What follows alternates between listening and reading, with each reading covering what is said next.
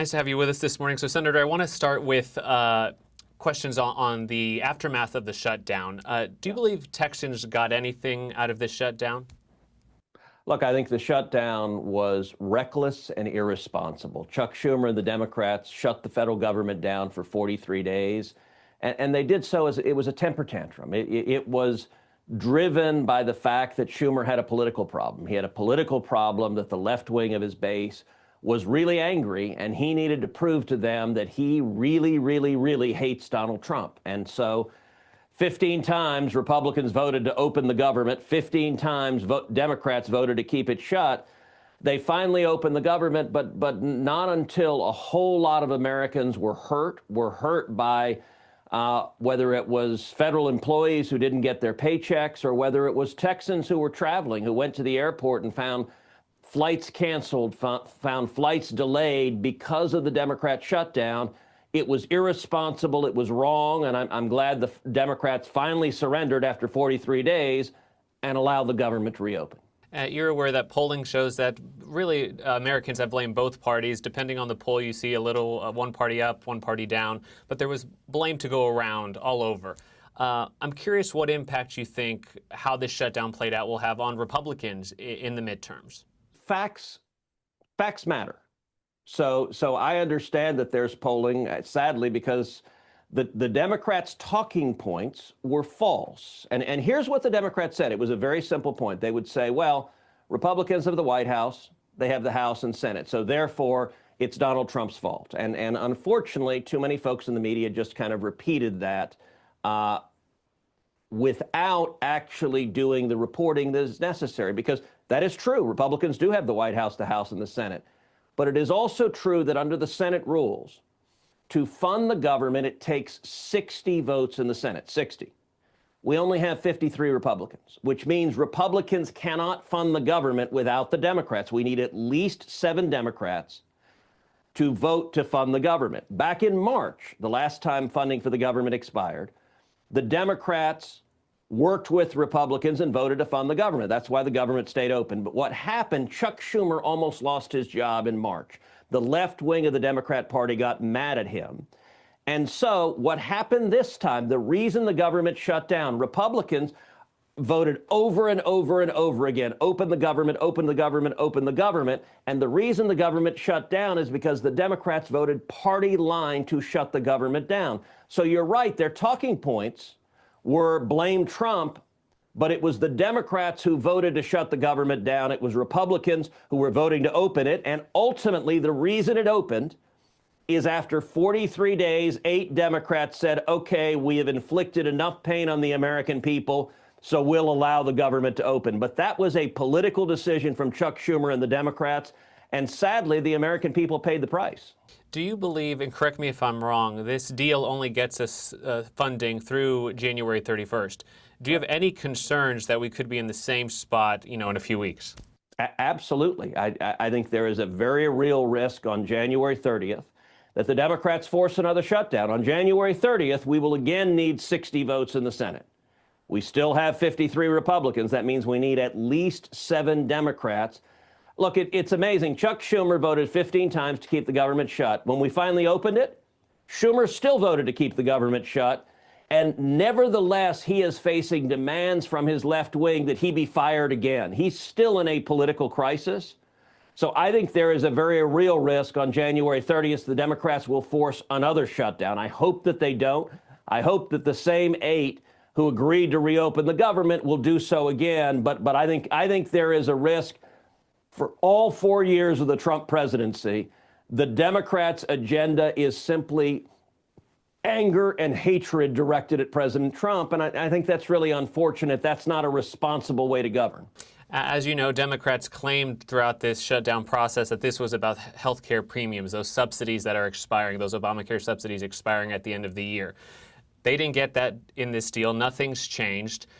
We're talking to Texans. I'm sure you hear from Texans as well who are seeing their premiums rise, or by 50, 60% at times. What do you tell those folks who are concerned about those premium spikes? And do you plan to vote to extend those subsidies for at least a year when that vote happens in the Senate?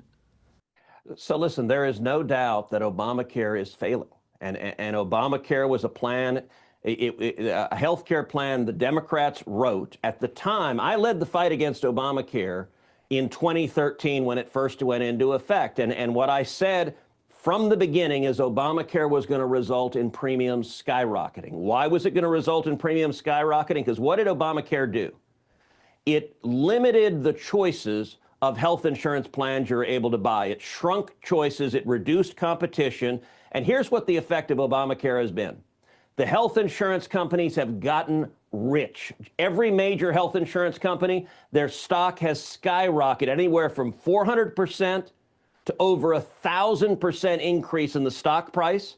And what the Democrats want to do is give nearly $50 billion of taxpayer money directly to the health insurance companies. They want to engage in corporate welfare and basically pay off. And by the way, the health insurance companies overwhelmingly give political donations to the Democrats. So it's a corrupt world where they give corporate welfare to the health insurance companies. The health insurance companies, by the way, jack up premiums on Texans, and everyone gets hurt. Here's what President Trump has said.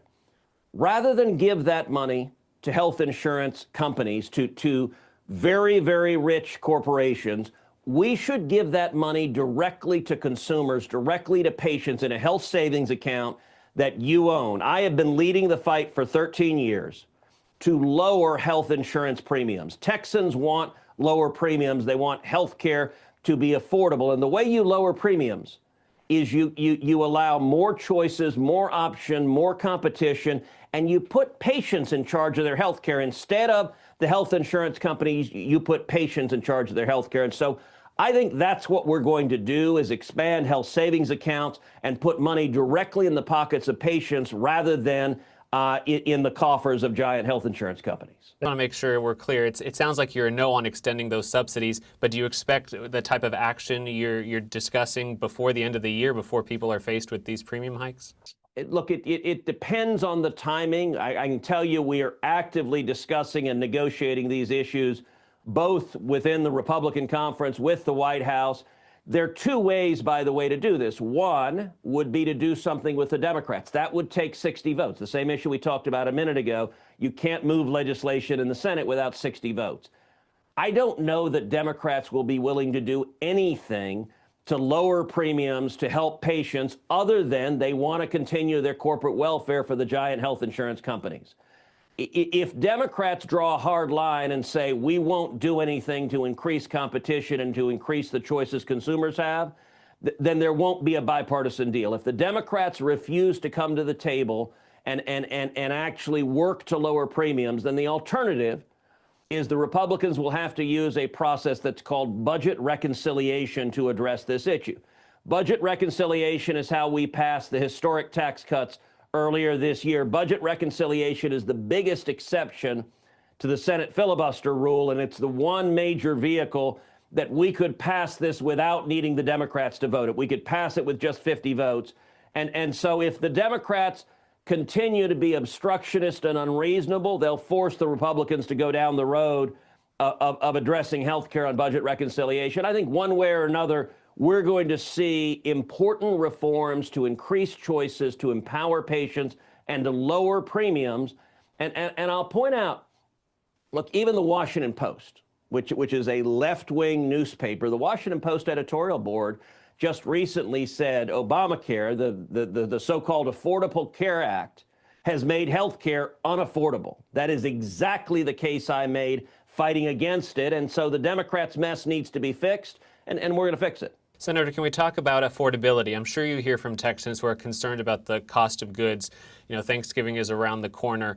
Polling shows that Americans are concerned about their pocketbook. They're concerned about the state of the economy. Perhaps things aren't improving as fast as anyone would like. So my question to you, have you seen enough movement in a positive direction in terms of prices that Americans can feel in their pocketbooks, or is there more work to be done? So listen, I think we have seen major victories for the people of Texas in the last year. Major victories in terms of safety and security, securing the border. Illegal border crossings are down more than 99%. Major victories in terms of taxes, the biggest tax cut of a generation. That is affecting affordability by meaning more money is in people's pockets, passing legislation like no tax on tips. I'm the author of no tax on tips, no tax on overtime, no tax on Social Security. All of those are putting additional money in people's pockets and people's bank accounts. That helps with affordability as well. We've also seen energy prices drop dramatically. The price of filling up a tank of gas is much lower than it was a year ago. Listen, when President Trump came in, he inherited an absolute mess from Joe Biden. Inflation was out of control. The border was chaos. Abroad, there were 2 wars waging, and I think we've made major victories. There's still a lot more work to be done. And my number one priority is jobs. And I am focused every day on jobs, jobs, jobs. And there's a reason that Texas has over 1,000 people a day moving to Texas, because Texas is where the jobs are. And we got to remain an environment where jobs are plentiful. And the way we do that is low taxes, low and reasonable regulations. We're a state where it's great to run a small business, to open a small business, to create jobs. And I think in the last year, we've seen big victories, reducing the burdens of government on small businesses. We need to keep working, and there's more to do. And Senator, I have one last question for you before we let you go. I have to ask you about 2028. I'm sure you've seen the reporting that says you are planning a run for president again. We saw you run in 2016, a heated battle between the now President Trump. Do you still want to be president once President Trump's term is over? Look, my focus right now is representing 31 million Texans, and it's an incredible privilege to represent the great state of Texas.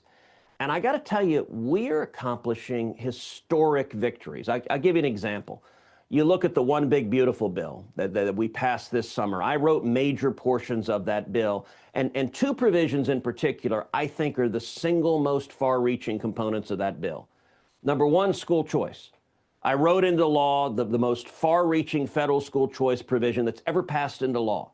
It is going to unleash tens of billions of dollars of new scholarship money for Texans and for kids all over the country. And it is going to help millions of kids get an excellent education. Millions of kids attend the school of their choice. That is historic civil rights legislation. I wrote it. President Trump signed it into law. Secondly, also part of the One Big Beautiful bill, the so-called Trump accounts. Starting next summer, every child in America is going to have a personal investment account open for them. Newborn kids will have $1,000 automatically seeded into those accounts. Parents and family and employers can put up to $5,000 a year in those accounts in a tax-advantaged account, and that money will be invested in the S&P 500 in the stock market. There are 2 huge benefits that come from that. Every child in Texas, every child in America is going to benefit from the miracle of compound growth. And that is transformational to help kids in Texas accumulate savings and resources and investments that will dramatically increase their chances of achieving the American dream. But number 2, every child in America is going to be an owner of the biggest employers in this country, and that is going to create a whole new generation of capitalists. Those victories, I wrote both of those provisions. I worked hand in hand with President Trump to accomplish them, and so the victories we are winning are making a huge difference for the people of Texas, and that's my focus. Not exactly a no on 2028, worth noting, but thank you for your time, Senator. I really appreciate it. Thanks so much. Thank you.